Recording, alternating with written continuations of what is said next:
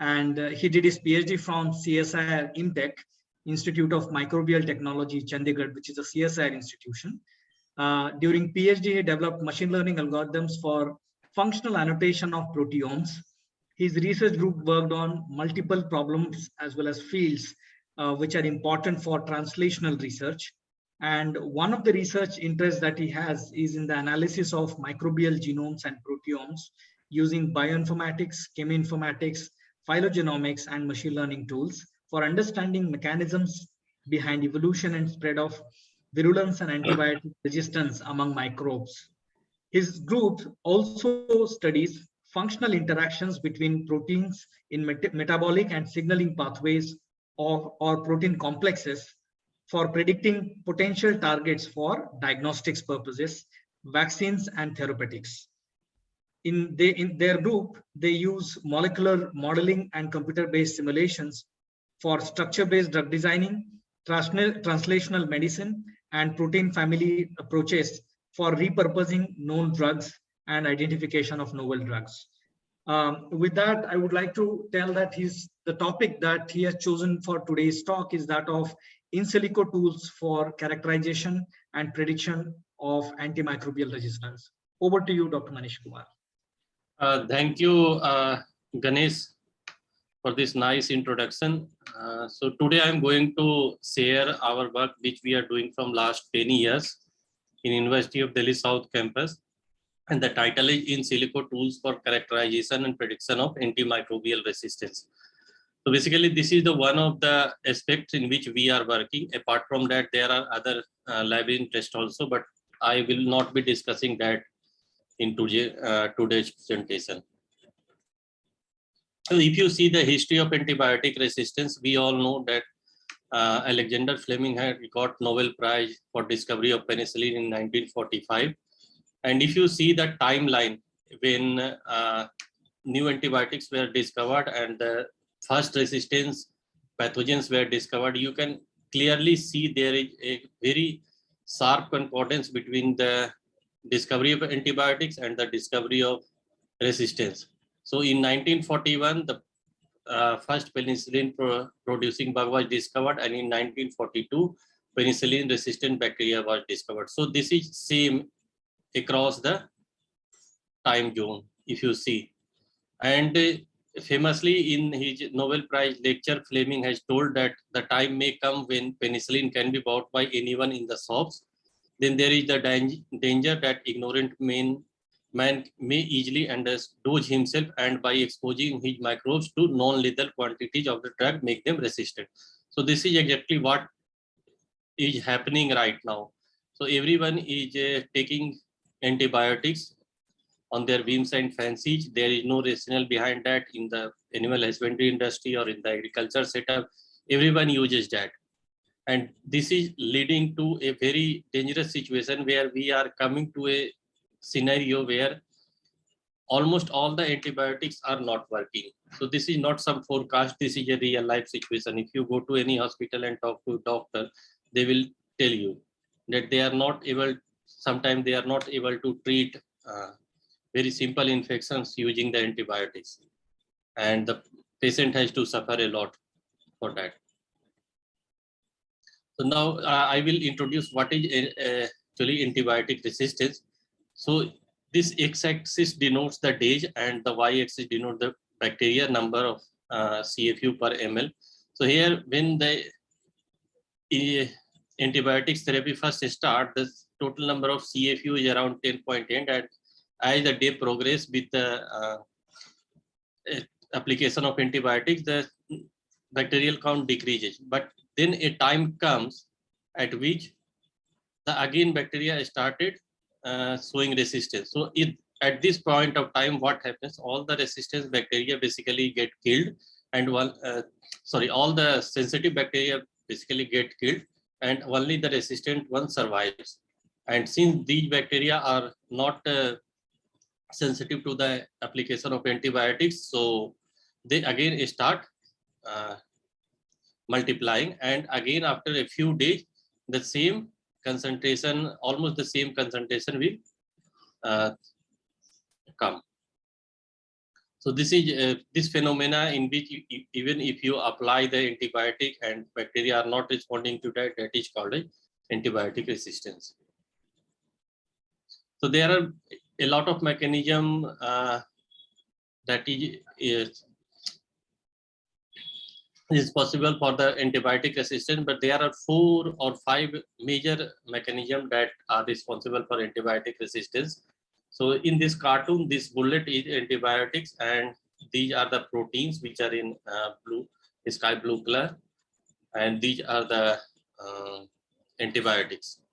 So here you can see then there is a mechanism which is called as alter target site, in which what happens, so bacteria basically alter the target on which antibiotics work. As a result of that, antibiotic is not effective. Then sometimes bacteria also decrease the penetration power of the cell wall, and as a result, the antibiotic is not able to go inside the bacteria, and it remain in the medium, but it can't affect any, it can't do any harm on the bacteria. Then there are efflux mechanism in which the bacteria develop efflux proteins which actually efflux out the antibiotics from the cytoplasm to the outside. And sometimes bacteria also develop enzymatic mechanism for enzymatic inactivation or modification. So as a result of that, bacteria degrade the antibiotic and it become resistant. Then there are sometimes bacteria also develop bypass pathways, so in which some bypass pathway is developed besides the actual pathway on which the antibiotics work, and it leads to the resistance. So this is a projection that is related only to the European Union. So they have projected that in 2050, approximately 10 million people will die from the antibiotic resistance. And if you see, this is far greater number than any disease which are from which people are dying right now, like cancer or any other. So if you see, apart from that, cancer and lifestyle disease like diabetes, all these things. So this number is much more than all the numbers which are combined together. And remember, this is only related to the European Union. So you can see that European Union does not constitute more than 10% of the world population. So only in the European Union people are expecting that 10 million people will die in a single year, then what will happen to the very populous countries like India, China, or Northern South America? So things are really scary. That's why everyone is right now talking about tackling the antibiotic resistance. So in our lab, we have worked on multiple projects. So all our work which we have done with the antibiotic resistance, that can be divided into the narrow window approach and the broad window approach. So in narrow window approach, we have taken only a few genes which are responsible for the antibiotic resistance. And in the broad approach, we have tried to incorporate as many genes which are possible to incorporate and try to predict the overall composition of antibiotic resistance genes or proteomes in the multi-omics data set. So when we started our work, we basically started with the beta-lactamase class of antibiotic resistance. So beta-lactamase is a class of proteins which actually hydrolyze the beta-lactam class of antibiotics. So penicillin is one of the most popular example of beta-lactam antibiotics. So in response to beta-lactam antibiotics, bugs have developed an enzymatic hydrolysis mechanism through which beta-lactam antibiotics are hydrolyzed, and as a result of that, they compromise their efficiency. So when these things were discovered after the World War II, so people tried to develop newer generation of beta-lactam. So basically penicillin is classified as the beta-lactam generation 1. Now we have third generation or fourth generation of beta-lactam, and right now our recent work has shown that this resistance against the fourth generation beta-lactams are also there, and it's very widely reported. So due to a strong selection pressure, they result in the evolution of different families of beta-lactamases. So beta-lactamase as a whole is classified into serine and metallo-beta-lactamase. So serine again divided into class A, B, class A, C, and D, and metallo-beta-lactamase into a single class, class B. So the difference between the serine and metallo-beta-lactamase is that in serine beta-lactamase, basically at the active site, serine is there, and in the metallo-beta-lactamase, the metal ion is there, mostly the zinc.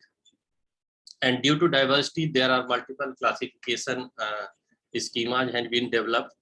So there is a schema from the Ambler, which divides the beta-lactamases into 4 classes. Then there is Buss and Jacobi classification, which classify the beta-lactamases on their phenotypic group and the hydrolytic potential. The Ambler classification basically takes into consideration the sequence homology between the different classes. So here you can see this is the Ambler class and this is the Buss and Jacobi class. So basically this 2A means something, this when there is BE, it means this is extended spectrum antibiotic resistance beta-lactamase. So all these things are there. So when we started our work, we have developed a database. At that time, there were not a very few databases were there that have basically tried to collate all the available information. So we have developed a database which is called, which we named as CBMR, Comprehensive Beta-Lactamase Molecular Annotation Resource. So you can access this database at this particular URL, and this CBMR is among the 22 databases which is used by the European Commission for their survey in their marketplaces to assess the prevalence of antibiotic resistance genes. So overall, the schema of the database is as follows. We have, and you can get following facilities from there. So basically it is the web interface was developed using CGI, Perl, MySQL, HTML. So you can also submit your sequence if you have isolated some novel or any variant of the beta-lactamase. So when you browse to the database, you can get all the information. Like this is a simple search result. So here you can see this is the Ambler class, family, the concerned motif which we named as a fingerprint, then what are the active site, all the information you can get from there. So this is, so there is also the class-wise information of there, like we had total 124 classes of beta-lactamases. So for each class, we have developed the hydrolytic profile, the variant, the information of variant, what are the residues which are conserved, all these things we have developed. Beside that, we have also tried to collate few very land-breaking papers on the basis of their citation and put it with the each family. So here, this is the alignment, this is the variability plot, phylogenetic tree, mutation profile, fingerprint. So fingerprint is basically, in most of the enzymes, we know that we assume that only the active sites is present. But when we analyze the beta-lactam, different families of beta-lactamases, we found that besides active site, there are other regions of the enzyme also which is conserved, and that conservation was actually family specific.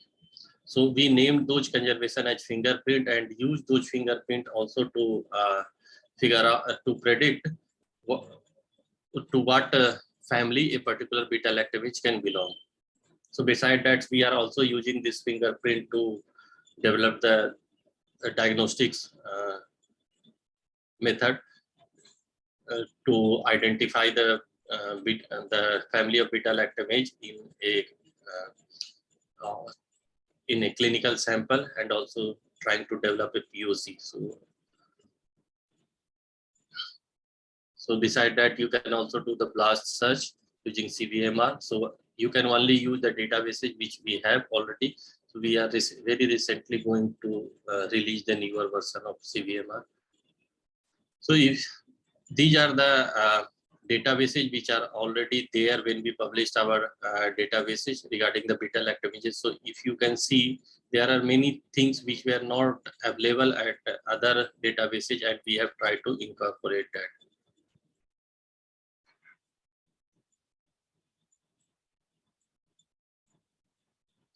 So the next work I want to share is about the discovery of family-specific fingerprint in beta-lactam images. So as I told that in most of the enzymes, mostly the active site residues are conserved.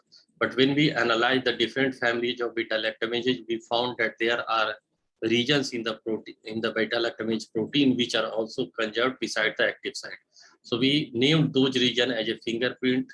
We call them fingerprint because we try to use it as a fingerprint to identify the family to which a particular beta-lactamase can belong. So we have used the expectation maximization approach to develop the fingerprint, and this tool is also available on this website LactFP. So you can submit your sequence, and this will tell you whether to which beta-lactamase family your protein might belong. So this is how the result will look like when you submit a protein to the LactFP web server.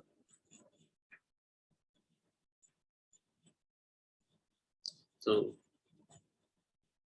here, this is the result. So this is the query protein, this is the fingerprint, this is the e-value, and this is the potential family to which a particular query might belong. So by default, it will give you 3 different families. So as it is based on the e-value, so you have to judicially choose to which on the basis of e-value or the conservation profile of the fingerprint to which particular family is your query might belong. Besides that, so most of the time what happens when some clinician isolate a beta-lactamase gene, they try to do all type of phenotypic characterization to do that. Like whenever we go to any diagnostic lab and try to go for a characterization of any microbe or going to any drug sensitivity test, it takes almost 3-4 days. And in these 3-4 days, if a person is healthy, then it does not matter. Clinician basically start a broad spectrum antibiotics and they take care. But there are many instances when people come with a lot of injuries, and in that case, it is not always possible to wait for 3-4 days.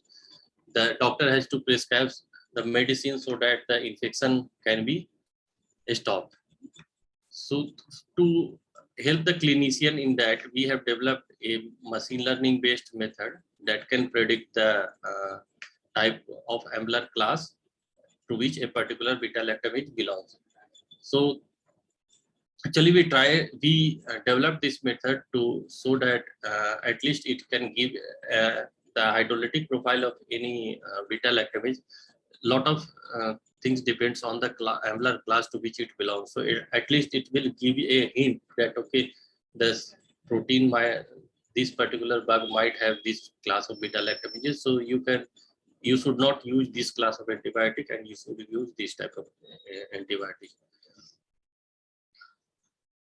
So overall, it works like this. So when you submit a query sequence, it will generate the profile of the query sequence and do the SVM-based prediction, and it will predict whether the sequence that you have submitted to the web server is actually a beta-lactamase or not. And if it is a beta-lactamase, then to which class it's belong. So this is level 2. Since this is based on 2-level prediction method, so that's why we called it as a 2-level prediction. So then further we have, so if you see the performance on independent data set, you can find that this method can predict the unknown beta-lactamases, the ambler class of beta-lactamases to very high accuracy. So beside that, we have further improved the prediction capability of lactate, this beta-lactamase, And in this PREDLECT image, there were only 2 level of classification, means it will predict whether the query sequence is beta-lect image or not, and if it is a beta-lect image, to which class, Ambler class it belongs. But in class B type of beta-lect images, there are subclasses also, and the hydrolytic profile of different subclasses of beta-lect class B beta-lect image also vary. So then we further extended this the prediction capability of our tool, so that 3-layered prediction classification was called PLA-PRED.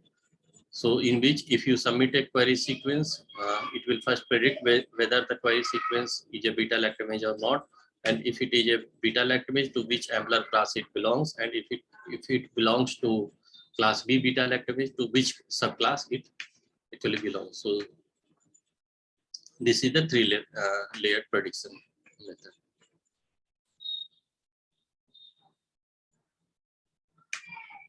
So as I told you, there are in the CVMR databases, when we published this database, there were approximately 112 families of beta-lect image families.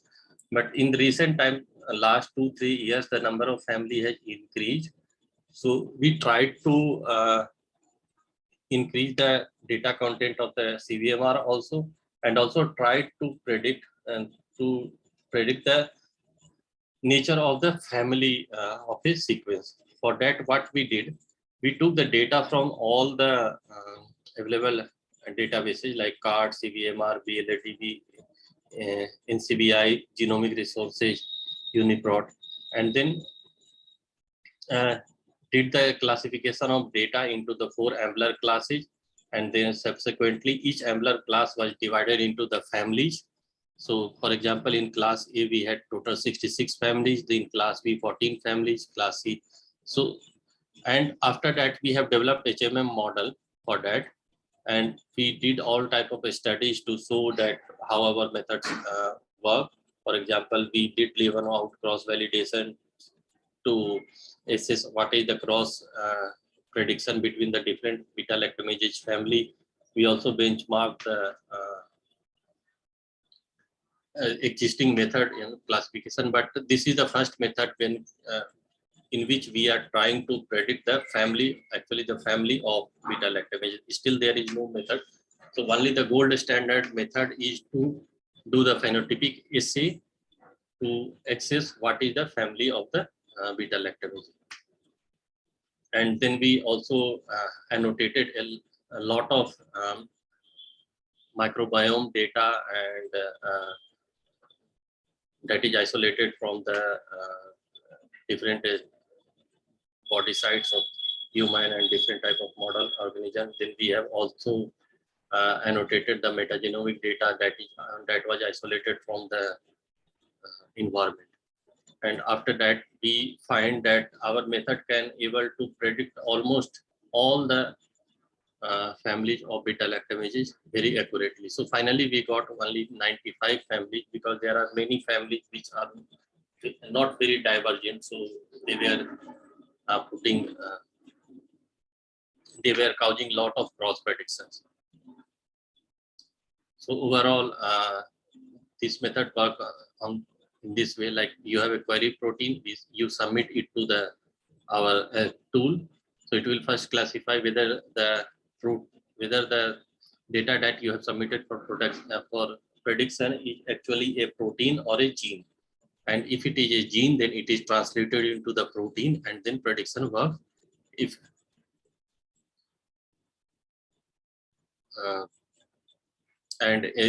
you want, you can also use the nucleotide model of the beta-lect images to do the prediction. But what we have figured out that if you use the protein method of prediction, it gives a much better accuracy than the nucleotide method. So this is how the web tool looks like. So this is the window. Here you can use what prediction method you want to use, protein or gene. So, and this is the result that you get.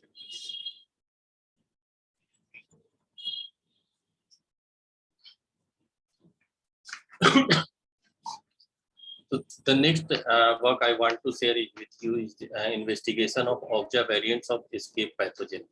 So Ogja is basically a type of class D beta-lactamase, and escape pathogen is not a single pathogen. It is a class of 6 pathogens: Enterococcus faecium, Staphylococcus aureus, Klebsiella pneumoniae, Acinetobacter baumannii, Pseudomonas aeruginosa, and Enterobacter species.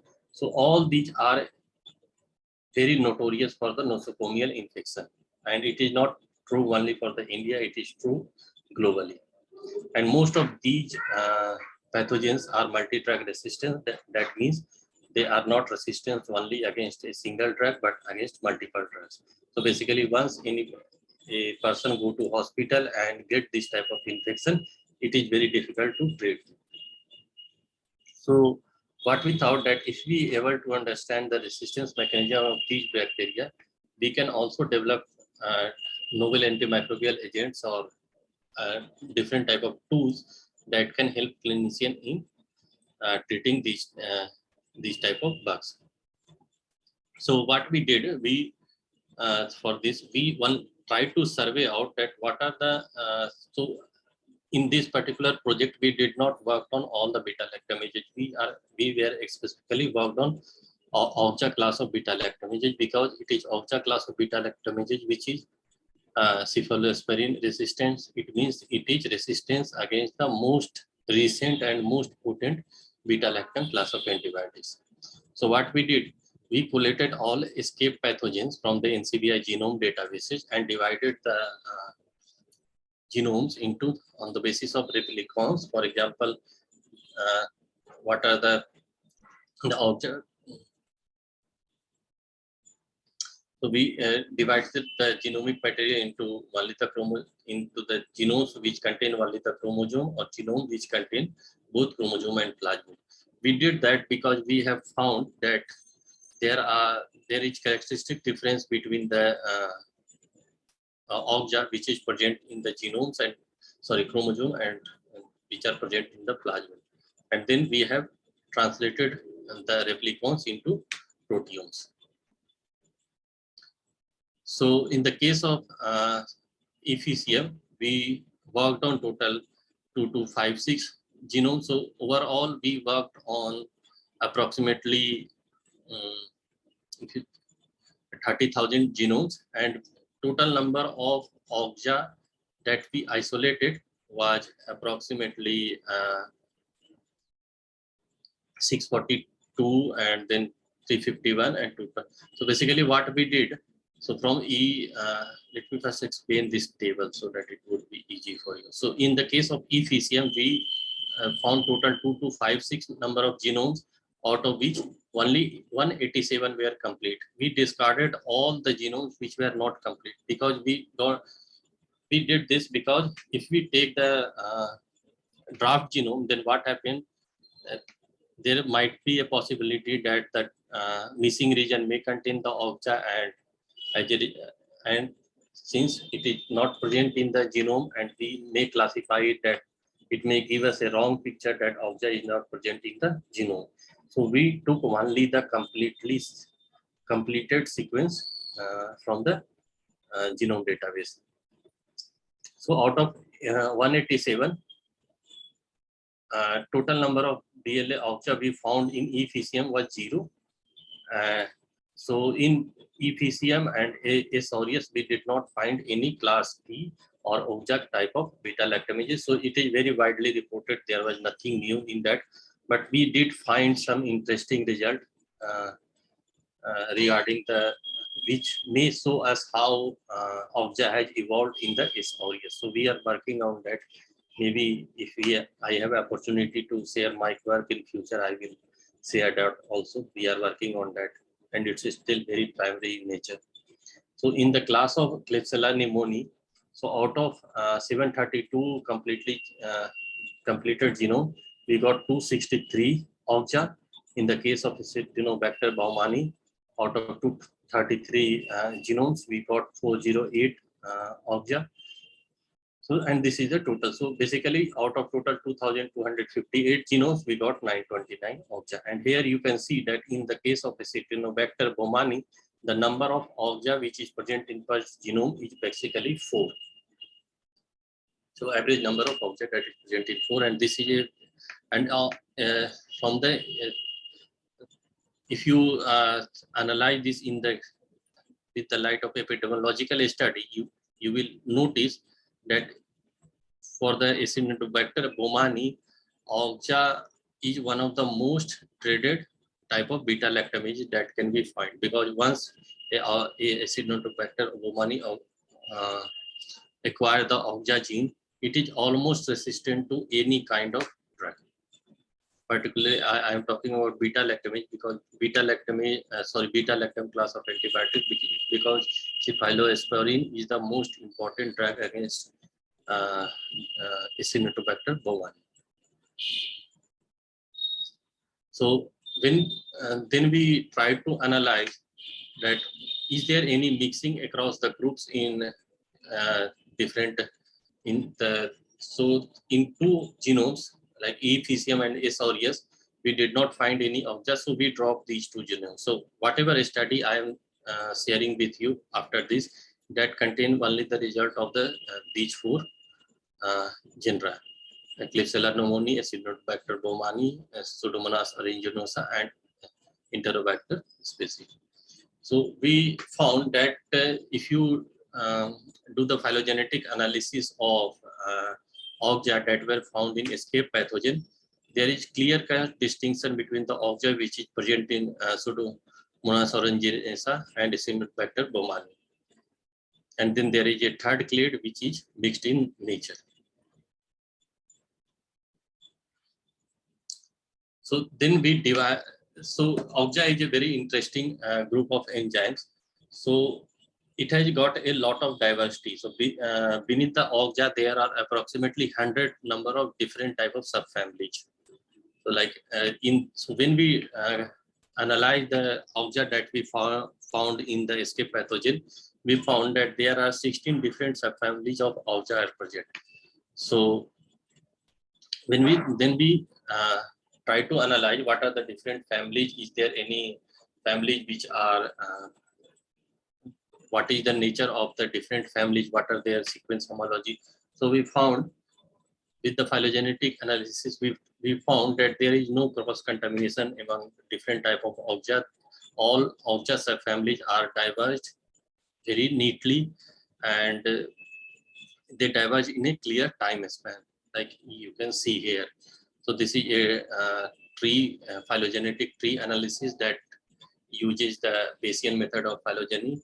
And here you can see that all the families which are present there, they are neatly divided except this 2 or 3. So these 2 families are actually, there is this is not a exact diversification, rather this is some groups say that they are diverse, some groups say they are not diverse, but if you analyze their pairwise sequence identity, you will find that they have 100% sequence identity. So, and that's why it looks like this. Then we analyzed the conservation pattern of the 16 subfamilies which we found. So you can see this green region basically shows the amino acids which are responsible for the catalytic activity of Ogja. So apart from that, there is no clear-cut homology among the different families of the Ogja that we found. So beside that, our time-stamped phylogenetic study also showed that all of them diverged very, not very recently. There are Ogja which are. So overall, you can see there are 3 branches of Ogja. So one branch is this, one is this, and one is this. And we are also trying to verify how their hydrolytic profiles are diverging along with this branching. So when we did the pairwise sequence identity among the 16 families, so here you can see that apart from Ogja 1 and Ogja 33 and this Ogja 51 and 213, all of them has not very large sequence similarity among themselves. I am talking about the different families, Okja families. So same, we also did the structure analysis, and we found that although the structure is almost matching, so the highest RMSD we found is approximately 2.5 in case of Okja 9 life as a family and Okja 198 family. Apart from that, almost all the structures. So basically what we found that although at the sequence level there is a lot of divergence among the Okja subfamily, but at a structure level there is not much divergence. Now, a different work we have also worked on the efflux antibiotic resistant efflux protein. So we all know that efflux protein is very prevalent in all type of microorganisms. So basically, efflux proteins are not developed for effluxing out the antibiotics. Rather, there are iron efflux proteins, other type of efflux proteins. So when a microbe is exposed to the antibiotics, it acquire the capability of efflux out the antibiotics also. So with our work, we found that there are 5 different type of efflux protein families which are responsible for effluxing out the antibiotics. So ABC, MFS, RND, MATE, and SMR family. So we have developed the machine learning based method to predict what among these efflux protein, each protein may have the probability to efflux out the antibiotics also. So this is how it works. So this is the screenshot of the tool. So you can submit a protein and you can get the that your protein, whether it has capability to efflux out the antibiotics or not, and if it has capability, then what is the class of the efflux protein family to which it might belong. So whatever I have described till now is basically work which we did on a single family of gene or single family of protein. But we know that it's a very proven thing that antibiotic resistance is not an isolated phenomena. So once antibiotics is introduced anywhere in the life chain, it is going to traverse all the way from all the every. So that's why now everyone is stressing upon the One Health phenomena.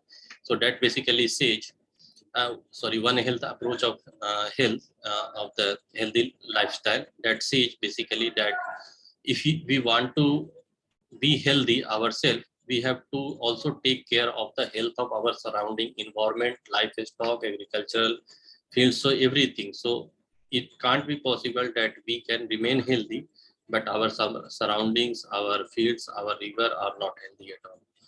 So keeping in view of the mind and this view in mind, and we also try to analyze what is the common repertoire that is present in across the different type of microbiomes, different type of metagenomic data. We have developed a comprehensive tool that can predict different type whatever antibiotic resistant genes or protein that is present. So what we did for this, we took all the antibiotic resistance gene from all the available databases and did the cluster analysis using PCA and other things. We deployed that, and then we found there are total 254 clusters. So on the basis of these clusters, we built the HMM model and developed a method that can predict to which particular class a protein or gene belongs. So then we did the comparative analysis of our method using different methods. So this is the ARTV. So red color basically represent ARTV, blue is BAC-AR scan, which is our method, and RESPAM is the green. So here you can find that there are several classes of antibiotics in which our method has worked better. Then we also compared the number of models which are present in KRA scan and CARD. So CARD is the most popular database of antibiotic resistance, but we also there also we try to improve upon total number of models that can be deployed for the prediction. So then we used our method and also the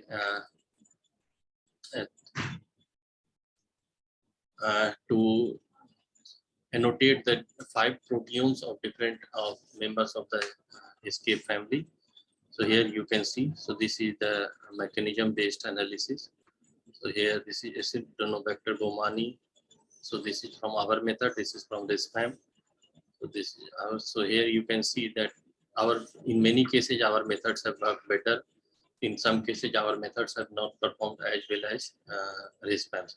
But one thing you can clearly see that all the so there is clear concordance between the number of genes and the family which RESPAM and KRA scan have predicted. So for each member of the ESCAPE family, we took 5 different strains and then did the analysis. So these are the strains. So this is basically Acinetobacter baumannii, and we have taken these 5 strains and did the annotation. Dr. Manish, sorry to interrupt, but we are towards the end of the time. Yeah, I will not take more than 5 minutes. Okay. So then we also annotated the patient a microbiome which was isolated from the patient which was suffering from the gallbladder disease, and also did the same type of analysis, and there we find that our method has performed better. So then we also compared the different models between the RESPAMs and the KRA scan. So in this also our tool has much more a large number of the number of models which is there in our tool is better than the RESPAM. So this is the web tool that you can use. So by this I want now in my presentation. So all this work which I have described in this was done in collaboration of Professor J.S. Virti in Department of Microbiology, South Campus, DU, Dr. Manisha Goyal in the Department of Biophysics, South Campus, DU, and Dr. Nilja Singh, Department of Biophysics, South Campus, DU.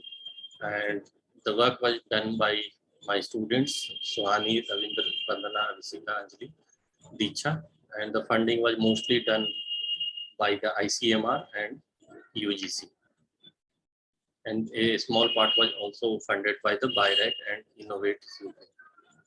Thank you. I will be happy to answer any query or question, or if you want to give any suggestion, you are most welcome. Thank you for listening. Thank you. Thanks a lot, Dr. Manish, for an impressive work presented around the theme of antimicrobial resistance. I would like to